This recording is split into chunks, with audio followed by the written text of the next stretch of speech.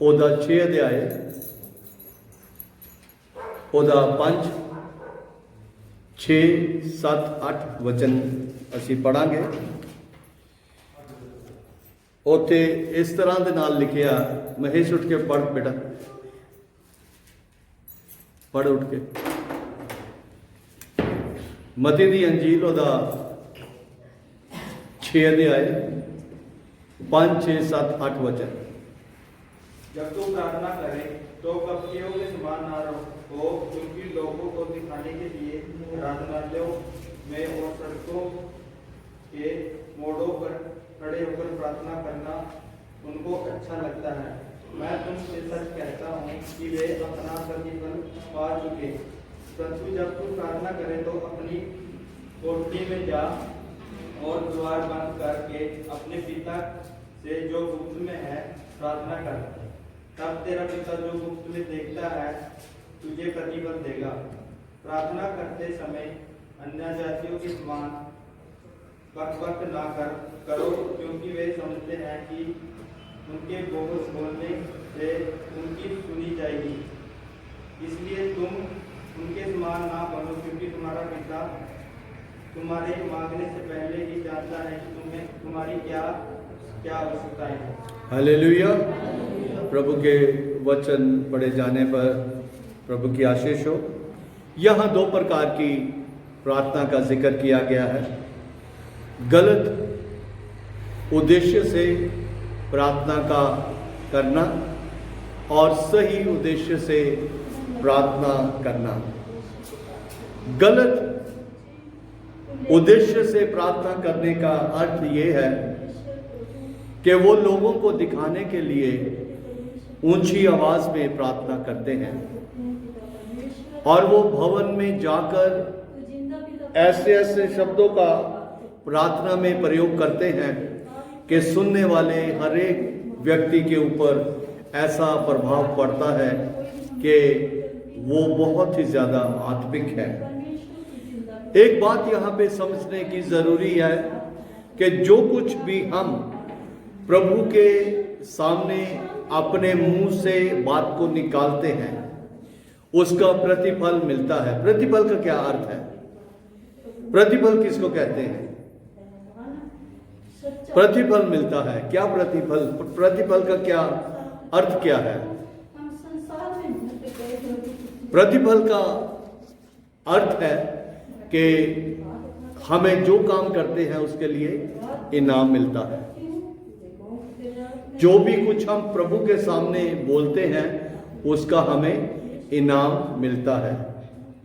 और बहुत से लोग जो हैं वो हैकल में जाकर ऊंची आवाज से, यानी कि परमेश्वर के भवन में आकर ऊंची आवाज से, या जहां पे 20-25 लोग खड़े हैं उनके बीच में खड़े होकर ऊंची आवाज में बहुत अच्छे अच्छे शब्दों का प्रयोग करते हैं, जिससे सुनने वाले ये समझ जाते हैं कि ये बहुत ही ज्यादा धर्मी व्यक्ति है। उसका प्रतिफल क्या मिला? लोगों से उसका प्रतिफल ये मिला कि ये बहुत ही अच्छा व्यक्ति है, बहुत ही धर्मी व्यक्ति है, जबकि उसने मन से सही तरीके से प्रार्थना नहीं की, केवल और केवल लोगों को दिखाने के लिए की है। प्रभु यीशु मसीह ऐसे हमें बताते हैं। ये थी गलत उद्देश्य के साथ प्रार्थना। गलत उद्देश्य क्या है? कि लोगों में बढ़ाई हो, लोग मेरी तारीफ करें, लोग इस बात को जान लें कि मैं बहुत लंबी प्रार्थना कर सकता हूं। सो ये एक गलत उद्देश्य जो है वो प्रभु यीशु मसीह दिखा रहे हैं कि ऐसे भी लोग होते हैं। लेकिन उसके साथ ही गलत जो कार्य करने वाले हैं उनको कहा गया है वचन में कपटी। कपटी का मतलब ये है कि मन में कपट रखना, मन में कोई भी खराई ना रखकर, लेकिन कपट रखकर, धोखा रख के, मनसा रखकर दूसरे के लिए कुछ भी कार्य करना। उस व्यक्ति के लिए परमेश्वर प्रभु यीशु मसीह क्या शब्द इस्तेमाल कर रहा है? कपटी, है ना? जो दूसरी कैटेगरी के लोग हैं, जो दूसरे समुदाय के लोग हैं, उनके लिए प्रभु यीशु मसीह क्या कहता है? सबसे पहला शब्द 6 वचन में लिखा है, परंतु। जो कुछ वो करते हैं वो नहीं, परंतु कैसे प्रार्थना करनी है? जब तू प्रार्थना करे तो अपनी कोठरी में जा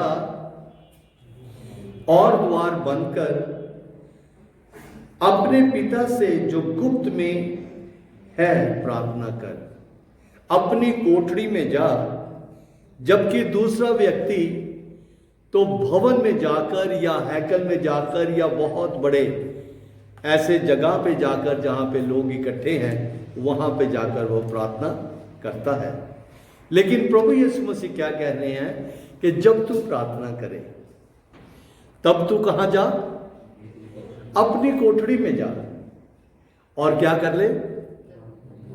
द्वार बंद कर ले। इस सारे विषय को 3-4 दिन से ऑनलाइन प्रचार किया जा रहा है और आप सब लोग जो उसको देखते हैं वो एक बार फिर से इस सारे विषय को दोहरा सकते हैं।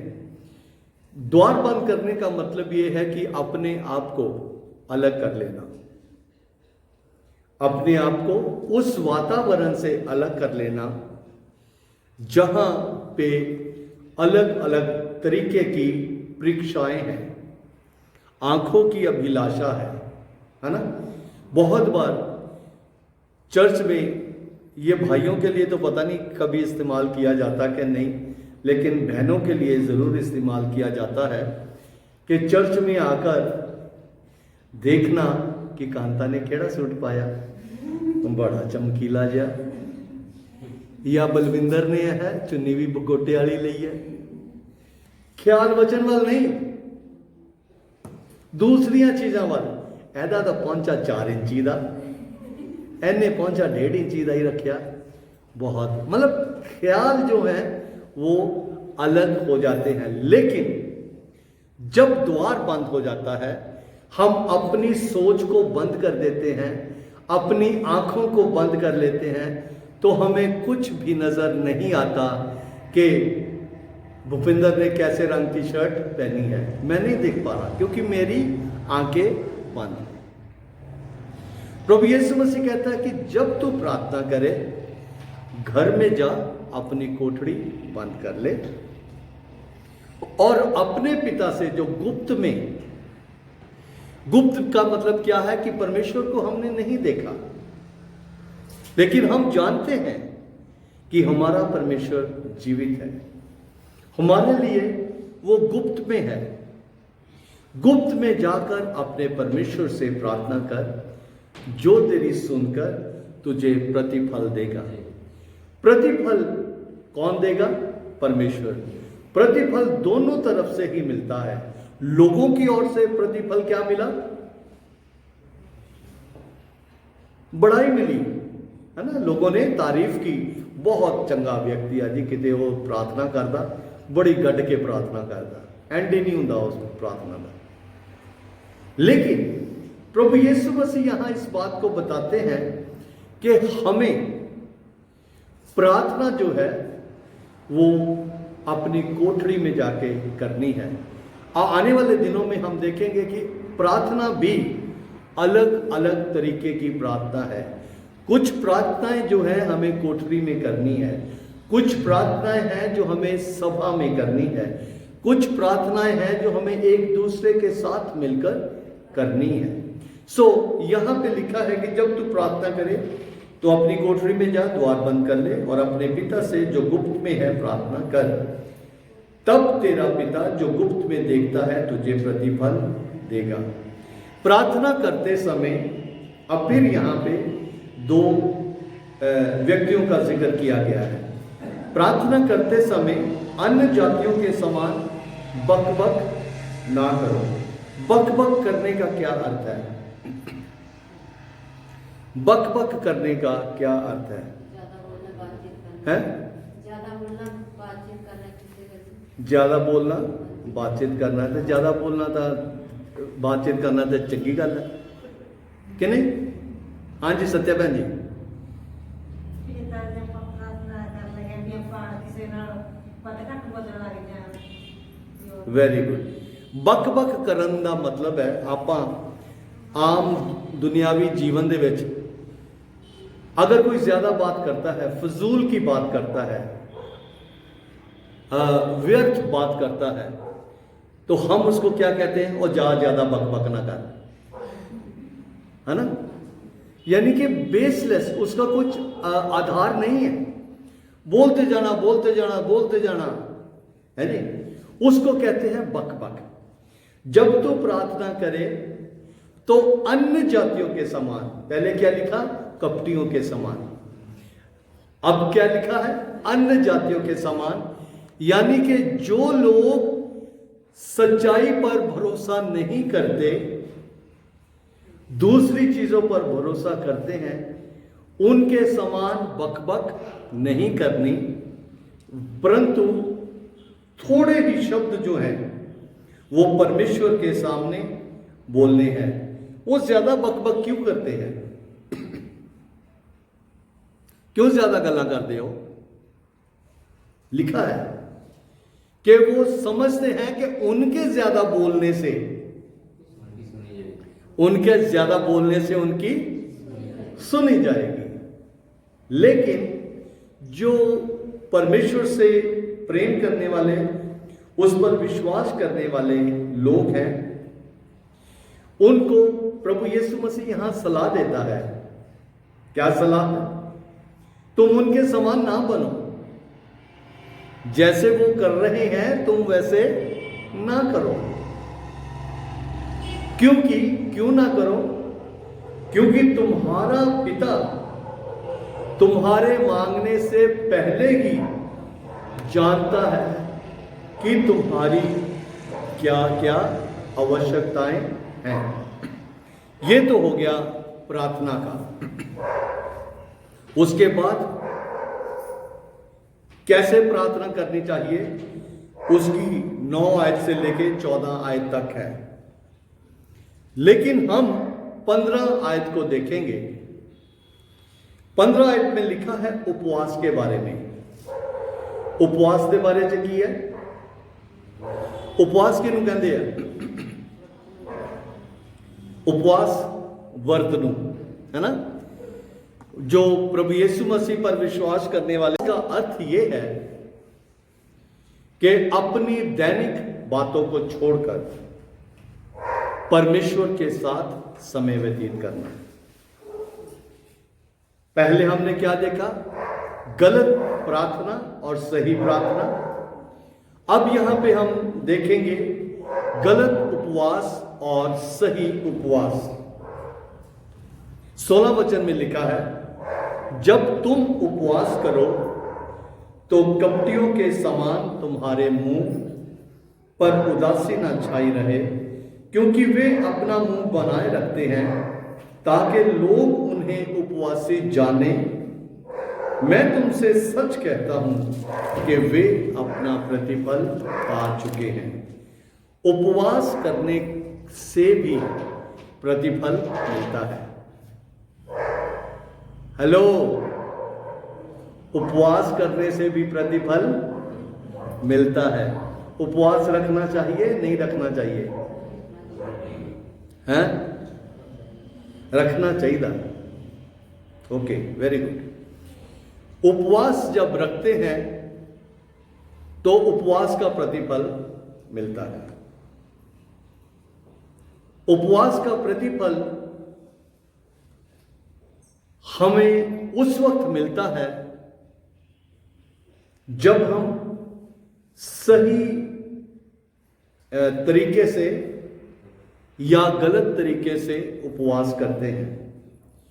उपवास, ये जो कुछ इस पे यहां पे से मैं बोल रहा हूं, वचन में लिखा है, मैं अपनी तरफ से कुछ नहीं बोल रहा। उपवास जब करते हैं तो हमें कपटियों के समान उपवास नहीं करना। जब उपवास करना है तो उसके पीछे कोई मकसद होना चाहिए। जब उपवास करना है तो कोई मकसद होना चाहिए। बहुत बार बहुत से विश्वासी भी उपवास करते हैं। उनसे पूछें कि किस बात के लिए उपवास रख रहे हो? वैसे ही जी, जो वैसे ही उपवास है वो किसी भी तरीके से आत्मिकता में बढ़ोतरी के लिए नहीं है, वो अपनी सेहत को फिट रखने के लिए भी है कि हमारा शरीर जो है वो सही रहे, उसके लिए। लेकिन जब हम सही उपवास करते हैं तो हमारे उपवास का कोई मकसद होता है। उपवास जब हमारे परिवार का कोई सदस्य प्रभु का विरोध कर रहा है, हम उसके लिए प्रार्थना तो करते हैं, हम उसके लिए प्रार्थना तो करते हैं, लेकिन परमेश्वर के वचन से आज हम सीखेंगे कि बहुत सी बातें ऐसी हैं जो दोनों चीजों का होना जरूरी है।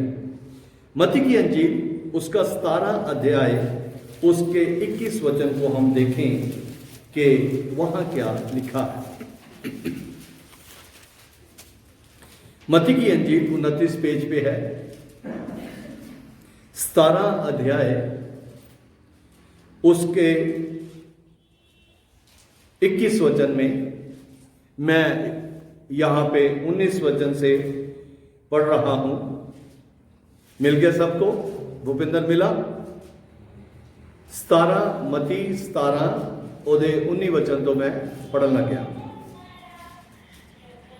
इस वचन में, यदि तुम्हारा विश्वास राई के दाने के बराबर भी हो तो इस पहाड़ से कहोगे यहां से सरक जा, वहां चला जा, तो वो सरक जाएगा। और कोई बात तुम्हारे लिए असंभव, कोई बात तुम्हारे लिए असंभव ना होगी। परमेश्वर के वचन में लिखा है कि जब हमारे पास परमेश्वर के अनुसार विश्वास होता है तो हमारे लिए कुछ भी असंभव नहीं होता। प्रभु का वचन यहां पे इस तरीके से कह रहा है। सिखों से पूछा, चेलों ने आकर उससे पूछा, यीशु से पूछा कि हम उसे क्यों नहीं निकाल सके। यीशु ने उनसे कहा कि विश्वास की घटी के कारण। और 21 वचन में लिखा है, पर ये जाति बिना प्रार्थना और उपवास के नहीं निकलती। बहुत सी हमारी जिंदगी की समस्याएं ऐसी होती हैं जिनके लिए हमें प्रार्थना भी करनी है, उपवास भी करना है। लेकिन सही उपवास क्या है? मत्ती की अंजील 6 अध्याय उसके 8 वचन में लिखा है, उसके 17 वचन में लिखा है। मत्ती 6 उसके 17 क्या लिखा है वहां? परंतु जब तू उपवास करे तो अपने सिर पर तेल मल और मुंह धो, ताकि लोग नहीं परंतु पिता जो गुप्त में है तुझे उपवासी जाने। इस दशा में तेरा पिता जो गुप्त में देखता है तुझे प्रतिफल देगा। हालेलुया।